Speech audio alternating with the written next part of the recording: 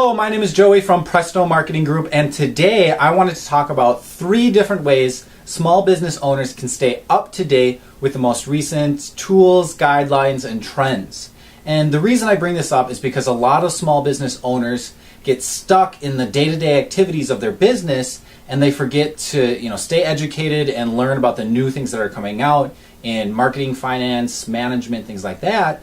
And a lot of times they'll get stuck in the past, and it's extremely difficult to update some of those things if it's been too long. A lot of businesses, they still use phone books because they don't realize the tools and resources that are up to date and more recent and specifically more efficient. And so the 3 resources that I always suggest small businesses to use is books, podcasts, and webinars or videos.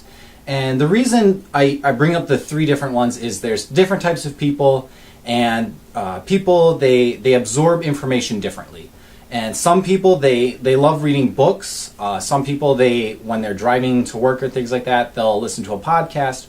Or there's people who want to engage and have an interaction with people through video and something similar to this. And so Amazon, there's tons of free resources or very, very cheap resources, just because there's a lot of used books that you can pick up for very low cost. And I can put some of those in the links below. Secondly, there podcasts. You can go on iTunes. There's many business podcasts and ones in specific niches. So if you're in real estate, there's going to be a podcast specifically for that. If you're in some sort of retail, there's going to be a podcast for that. Or if you're in chiropractors or medical, something like that, there's going to be a podcast if you search enough specifically for your market, for your niche, your industry. And then the third one is webinars or videos. I highly suggest them just because for me and a lot of people I know, they get a lot more out of it because they absorb the information better.